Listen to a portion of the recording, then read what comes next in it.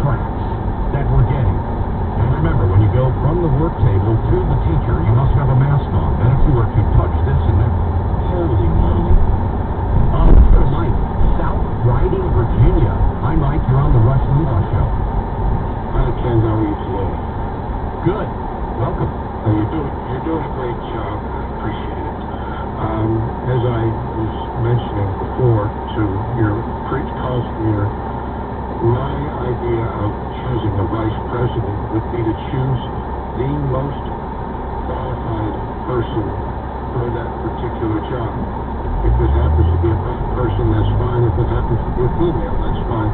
But to choose them simply because of their race and their gender is pandering to people that shouldn't be doing that. They should simply choose based on the best person. That's why Mike Pence is the vice president.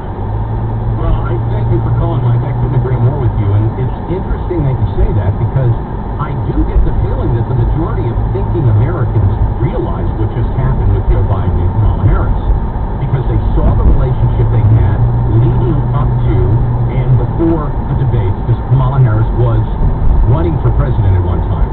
But beyond that, the Democrat Party, including their marketing arm, which is news media, they came out and said it. I mean, 3 weeks ago, they were having debates on MSNBC.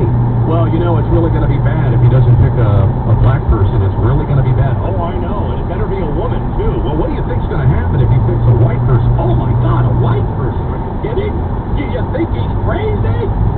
They were having these conversations on news stations. They weren't saying, well, who do you think's the most qualified? Who do you think brings a international background of geopolitical, economic, and military expertise?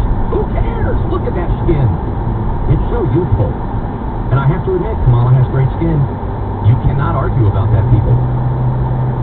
But this is the absurdity of where we are. And thank God, all you have to do is Google it. Just Google debate on white VP for Joe Biden. And you'll hear grown men and women in newsrooms not even mentioning qualifications.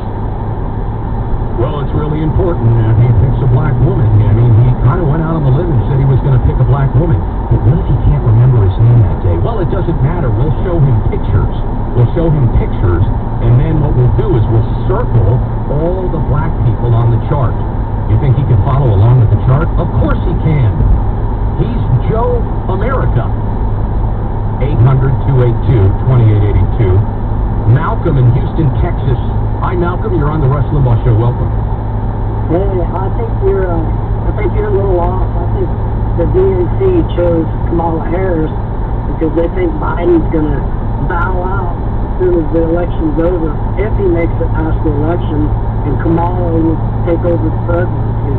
And that's even scarier because she is not even qualified to do that. She only had 2% of the vote for the primary, and if she ends up taking over the presidency, you know, they just got their candidate in that they wanted. But I don't think there's a Democrat or Republican out there that thinks Biden will make it through his first term. I think he just... Go ahead.